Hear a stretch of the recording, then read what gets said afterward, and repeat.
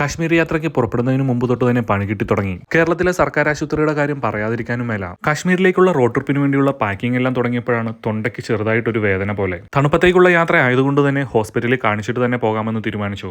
രാത്രി തന്നെ നേരെ ആശുപത്രിയിലേക്ക്. ഫാനിഞ്ചൈറ്റീസിന്റെ തുടക്കമാണ്. കുഴപ്പമൊന്നുമില്ല, തണുത്തത് കഴിക്കുന്നതിന്റെ പ്രശ്നം തന്നെ. യാത്ര മാറ്റിവെക്കേണ്ട ആവശ്യമൊന്നുമില്ലെന്ന് ഡോക്ടർ പറഞ്ഞു. എങ്കിലും 1-2 ദിവസം റെസ്റ്റ് എടുത്തിട്ട് യാത്ര തുടങ്ങാമെന്ന് തീരുമാനിച്ചു. അടുത്ത ദിവസം രാവിലെ തന്നെ വെങ്കിട്ടിന് പ്രതിരോധ കുത്തിവയ്പ് എടുക്കുന്നതിനെ ഇറങ്ങിയതാണ്. എനിക്ക് തൊണ്ടയ്ക്ക് വേദന വന്നതിൽ ഏറ്റവും കൂടുതൽ സന്തോഷിക്കുന്നത് ഇപ്പോൾ നീതുവാണെന്ന് തോന്നുന്നു. അതിന് 2 കാരണങ്ങളുണ്ട്. ഒന്നാമത്തെ കാരണം എന്നെ 1-2 ദിവസം കൂടി വീട്ടിൽ പിടിച്ചു നിർത്താനും സാധിച്ചു. രണ്ടാമത്തെ കാരണം എന്റെ കാശ്മീർ യാത്ര തുടങ്ങിയിരുന്നെങ്കിൽ വെങ്കിട്ടിന്റെ പ്രതിരോധ കുത്തിവയ്പ്പിന് അവനെ കൊണ്ട് നീതു ഒറ്റയ്ക്ക് പോകേണ്ടി വന്നേനെ. കുത്തിവയ്പ് എടുക്കുന്നതിനെ കുടുംബാരോഗ്യ കേന്ദ്രത്തിലെത്തി. പറയാതിരിക്കാൻ വയ്യ, ചെറിയൊരു സർക്കാർ ആശുപത്രിയാണെങ്കിലും ഞെട്ടിച്ചു കളഞ്ഞ കാര്യങ്ങളാണ് ഞാൻ ഇവിടെ കണ്ടത്. ഒരു സർക്കാർ ആശുപത്രിക്ക് ഇത്രയും അടുക്കും ചിട്ടയോടെയും വൃത്തിക്കും പ്രവർത്തിക്കാൻ സാധിക്കുമോ?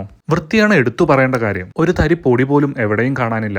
സാധാരണ ആശുപത്രികളിൽ ചെന്നാൽ ഉണ്ടാകുന്ന ഒരു തരം മണമുണ്ടല്ലോ, അതുപോലും ഇവിടെയില്ല.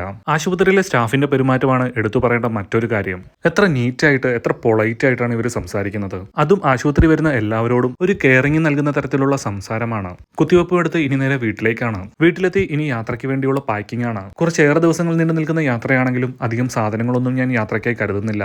3 ജീൻസും 3 ടീഷർട്ടും 2 ഷോർട്സും മാത്രമാണ് തുണിയായി കരുതുന്നത്. തണുപ്പുള്ള സ്ഥലങ്ങളിലേക്കുള്ള യാത്ര ആയതുകൊണ്ട് തന്നെ നല്ല ഒരു ജാക്കറ്റും കയ്യിൽ കരുതുന്നുണ്ട്. ഇത് ശരിക്കും നാട്ടിൽ നിന്നും കൊണ്ടുപോകേണ്ട കാര്യമൊന്നുമില്ല. പോകുന്ന വഴിക്ക് ധാരാളം ഓപ്ഷനുകൾ ഉണ്ടെങ്കിലും കയ്യിൽ ജാക്കറ്റ് ഉള്ളതുകൊണ്ടാണ് ഇതിൽ ആഡ് ചെയ്യുന്നത്. പിന്നീടുള്ളത് ലെവൽ 2 പ്രൊട്ടക്ഷൻ നൽകുന്ന റൈഡിംഗ് ജാക്കറ്റാണ്.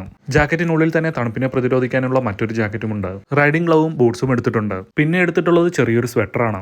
ഹോട്ടൽ റൂമുകളിൽ ഉപയോഗിക്കുന്നതിന് വേണ്ടിയാണ് സ്വെറ്റർ എടുത്തിട്ടുള്ളത്. പിന്നീട് എടുത്തിട്ടുള്ളത് സ്വാഭാവികമായും എന്റെ ഗാഡ്ജറ്റ്സ് ആണ്.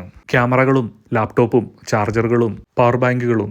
ഇതിൽ ഏറ്റവും പ്രധാനപ്പെട്ടത് പവർ ബാങ്ക് ആണ്. തണുപ്പുള്ള പ്രദേശങ്ങളിലേക്ക് പോയി കഴിഞ്ഞാൽ നമ്മുടെ ഫോണിലെ ചാർജ് റോക്കറ്റ് വേഗത്തിലാണ് ഇറങ്ങിപ്പോകുന്നത്. ഈ സമയത്ത് പവർ ബാങ്ക് ഒരുപാട് ഉപകാരപ്പെടും. പിന്നെ എടുത്തിട്ടുള്ളത് ബൈക്കിന്റെ ഒരു ചെയിൻ ലൂബും ടയറിന്റെ കാറ്റ് ചെക്ക് ചെയ്യുന്നതിനുള്ള എയർ പമ്പും ബൈക്കിന്റെ റെയർ വീലിന്റെ ഒരു ട്യൂബുമാണ്. പിന്നെയുള്ളത് ഒരു റെയിൻകോട്ടും എടുത്തിട്ടുണ്ട്. ദീർഘദൂര യാത്രകളിൽ എത്രമാത്രം ലഗേജ് കുറയ്ക്കാമോ അത്രമാത്രം കംഫർട്ട് നമുക്ക് ലഭിക്കുന്നതാണ്. ഈ ബൈക്കിലാണ് ഞാൻ കാശ്മീരിലേക്ക് പോകുന്നത്. റോയൽ എൻഫീൽഡിന്റെ ഹിമാലയൻ ബൈക്കാണ്. യാത്രയ്ക്ക് വേണ്ടി വണ്ടിയിൽ ഞാൻ കാര്യമായ മോഡിഫിക്കേഷൻ ഒന്നും വരുത്തിയിട്ടില്ല. സൈഡിലുള്ള ഈ ബോക്സുകൾ ഞാൻ വണ്ടി എടുത്തപ്പോൾ തന്നെ റോയൽ എൻഫീൽഡിന്റെ ടൂറിംഗ് ആക്സസറിയായി വാങ്ങിയതാണ്. കമ്പനി സാധനം തന്നെ. ഹിമാലയന് മാത്രമേ കമ്പനി ഇത്തരം ബോക്സുകൾ ഇറക്കുന്നുള്ളൂ. എന്നാൽ ഇത് പെർമനന്റ് അല്ല. യാത്ര ചെയ്യുമ്പോൾ ഹോട്ടലിൽ റൂം എടുത്തു കഴിഞ്ഞാൽ വളരെ ഈസിയായി നമുക്ക് വണ്ടിയിൽ നിന്നും ഈ ബോക്സ് ഊരി റൂമിലെത്തിക്കാൻ സാധിക്കും. അങ്ങനെ യാത്രയ്ക്ക് വേണ്ടിയുള്ള തയ്യാറെടുപ്പുകളെല്ലാം ഏകദേശം പൂർത്തിയായിട്ടുണ്ട്. ഇനി തൊണ്ടയുടെ വേദന മാറി യാത്ര തുടങ്ങിയാൽ മാത്രം മതി. കേരളത്തിൽ നിന്നും ഏകദേശം 3500-ൽ പരം കിലോമീറ്റർ ഉണ്ട് കാശ്മീരിലേക്കുള്ള ദൂരം. രാജ്യത്തിന്റെ ഇങ്ങേയറ്റത്തു നിന്നും അങ്ങേയറ്റത്തേക്കുള്ള ഒരു ബൈക്ക് യാത്രയാണ്. ഉത്തരേന്ത്യയിലെ അതിശൈത്യവും കാശ്മീരിലെ മഞ്ഞുവീഴ്ചയും കണ്ടുകൊണ്ടുള്ള ഒരു റൈഡാണ് മനസ്സിലുള്ളത്. ഈ യാത്രയിൽ ഓരോ ദിവസങ്ങളിലും എനിക്ക് വരുന്ന മുഴുവൻ ചെലവും ഓരോ വീഡിയോയിലും ഉൾപ്പെടുത്തിയാണ് വീഡിയോ ഇടാൻ ഉദ്ദേശിക്കുന്നത്. കൂടാതെ ഈ യാത്രയിൽ എനിക്ക് വന്ന മുഴുവൻ ചെലവും വീഡിയോയുടെ അവസാനം ഉൾപ്പെടുത്തുന്നതാണ്. അപ്പോൾ അടുത്ത വീഡിയോയിൽ കാണാം. അതുവരെ ബൈ, സീ സൂൺ.